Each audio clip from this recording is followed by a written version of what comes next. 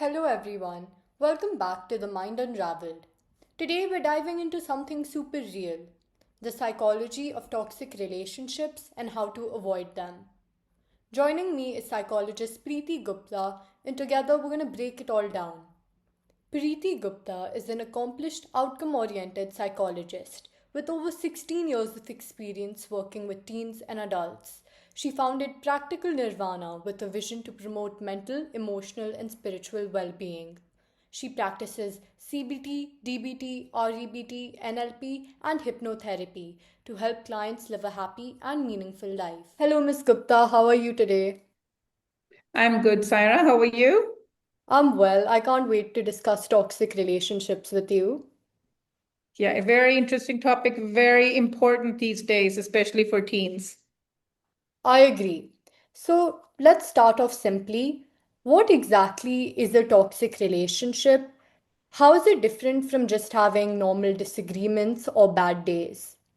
Okay, well, it's very, very important, first of all, to understand what a toxic relationship is. And a toxic relationship is basically a relationship where at least one partner feels as if they're being harmed mentally, in terms of thoughts, they're having unhealthy thoughts or emotions or even physical well-being. So if it's harmful to them mentally, emotionally, or physically, that is a toxic relationship. Now, as you mentioned, sometimes people will just have, a fight about something or a disagreement. Would we then label that as a toxic relationship? And of course, as you understand, the answer to that is no. That is not a toxic relationship. That is a one-off episode where there was a behavior that may have been hurtful or harmful to the other person, but it is not a consistent, sustained pattern.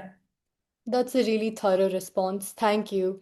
Now, could you tell me what are some red flags or subtle warnings teens should look out for, especially in early stages of a relationship, whether it's between friends or romantic partners? So let me sort of break this down for you into three parts. Okay. So the first part is, well, what are these toxic behaviors? What exactly are we talking about? Okay. And a toxic behavior is basically when one person or one partner in a relationship attempts to manipulate the other partner or control the other partner in some way. So it can be manipulation, it can be control, it can be any kind of abuse, okay, in a relationship. The second part of the question that you're asking me is, well, what does a toxic relationship or how does a toxic relationship make the partner being abused feel?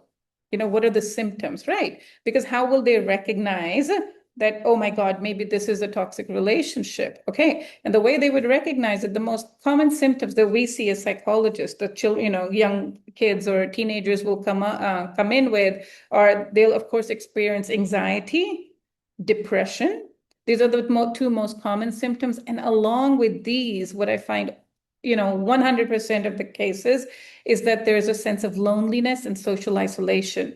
They feel as if their friend or their partner took steps to sort of isolate them and make them feel like I'm the only one who cares about you. And so, don't talk to anybody about this. So loneliness and social isolation, both very, very important. And the end result, net of this, is that the person has low self-esteem. What are the red flags? What would you guess are some of the red flags? I'd probably say controlling or possessive behavior, maybe restricting them from interaction with other friends. Absolutely. And that's really interesting, especially in teenagers, Syra, because when we look at it, say, what would be the need for a person to be controlling? What can be sort of the reason why a teenager would want to control another person? And the most common reason that we find is insecurity. Teenagers, especially these days, are insecure. And the way they make themselves feel better is by sort of belittling or putting down the other person. Other very common red flags to look out for is criticism. If there is constant criticism, everybody's telling you you look great, but the friend is like, I don't know. even a lack of appreciation can be considered criticism, because otherwise we would expect that friends would be happy for each other and, pass on a whole bunch of compliments and appreciation for each other. Controlling behavior in terms of, okay, I don't want you to sit with that person, or how come you're chatting with that person, or playing games with the other person, that kind of controlling behavior. Emotional manipulation. Emotional manipulation is a really big one. Can you give me an example? Sure. So I see a lot of gaslighting, meaning Mhm. you see some teenagers telling their friends that, oh, you did this, but maybe the friend didn't actually, execute that particular action. Perfect. Gaslighting, again, very common form of psychological manipulation these days, where one is made to sort of doubt their own reality and their own thoughts and their own memory. Lack of respect for each other's boundaries, not knowing like how much is enough, sort of bullying them into things, pushing them too far. And another one that people of all ages really use is neglect or indifference. They may give you the silent treatment. They may ghost you. These days, ghosting, very common. And they can also, just withdraw attention, withdraw affection. I see that you mentioned ghosting. Now, this is something which is very prevalent on social media. So, how does social media play into toxic relationship dynamics? Like, is there constant checking, jealousy, or comparison? I like to think of social media as the tool that sets the benchmark for teenagers today. Social media tells teenagers how life should be. And now from, looking at everybody else's posts and stories, each teenager in their mind forms an image of what the perfect life should be like.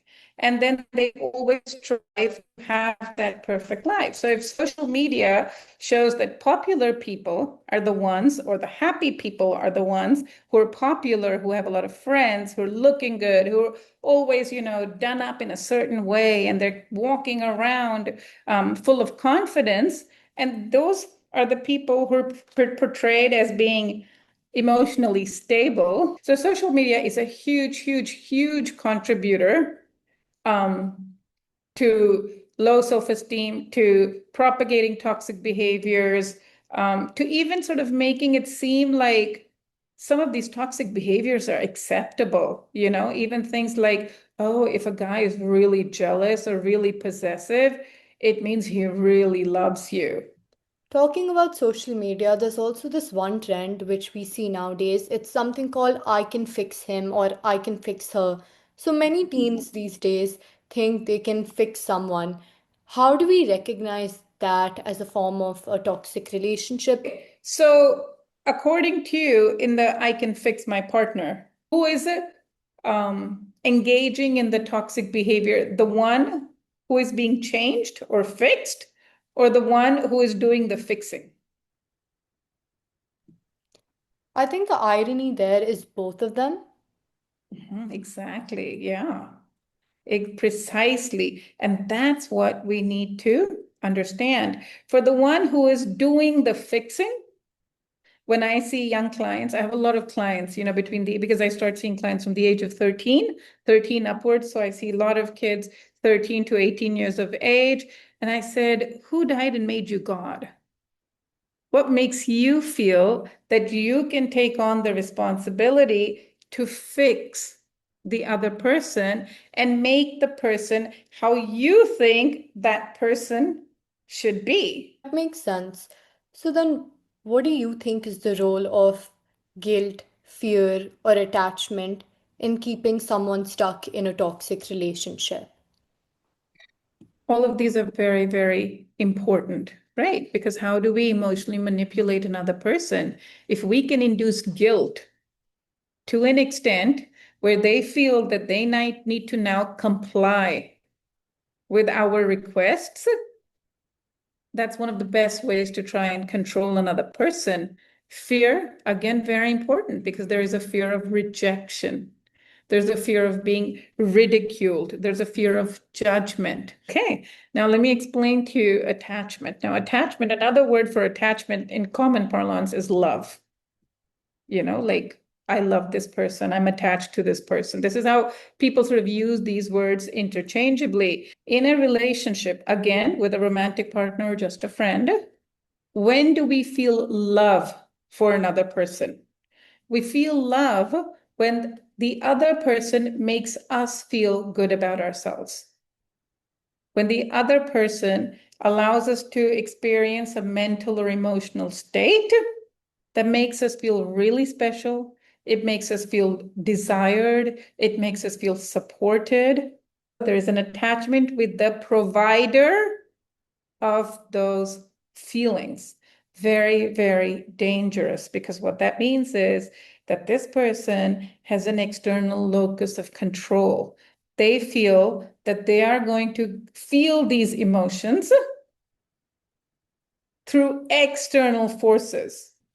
So the first step, when they say, I can't take this anymore, this is just too harmful for me psychologically, or even I may be manifesting physical symptoms like I can't sleep, my appetite is affected, is to reach out for help. They need to first speak to their parents and then get their parents to connect them with professionals, with therapists, with counselors who are equipped to work with such cases, such clients, okay? Because parents do have their children's best interests at heart, but because they're not trained to work with them, sometimes the language, their style of communication may in fact make the teenager feel worse.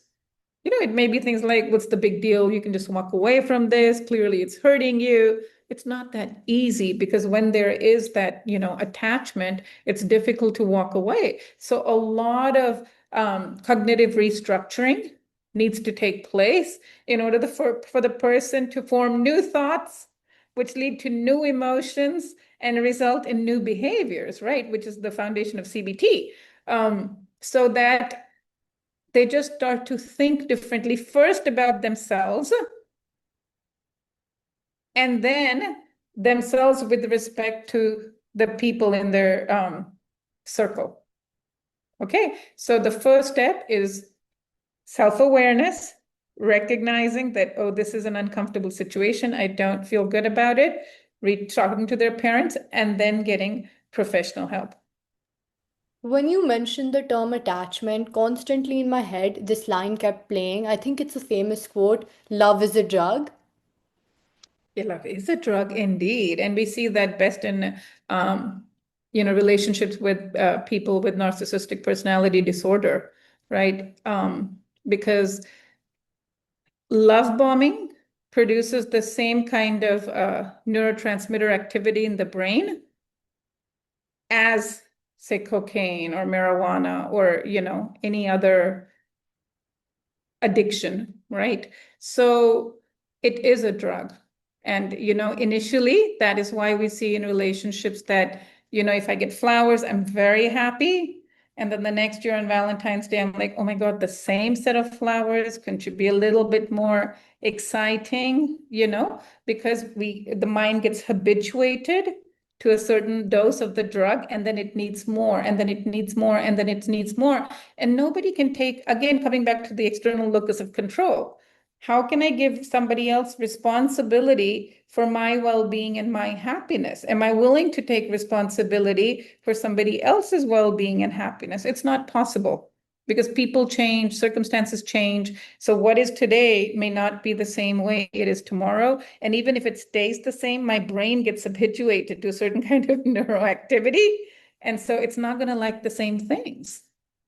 So I have to take that control back, moving into internal locus of control, where the belief is that I myself am responsible for my thoughts, emotions, and behaviors.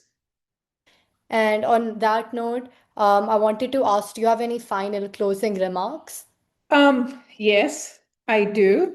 I would highly recommend that, in addition to teenagers, I think the parents also need psychoeducation, because the parents are the ones who sort of lay out the blueprint of what life should be like for young children, right? Or young adults, as I like to call them.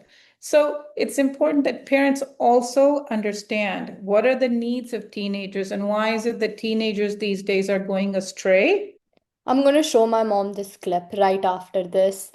Um, but overall, thank you so much for joining me today, giving your insights. I learned so much personally, so many new terms such as love bombing, cognitive restructuring, external and internal locus of control. So, thank you so much for joining me today. You're most welcome. Yes, all the best. I hope you were informed today. Thank you for watching. Please do subscribe and share the video.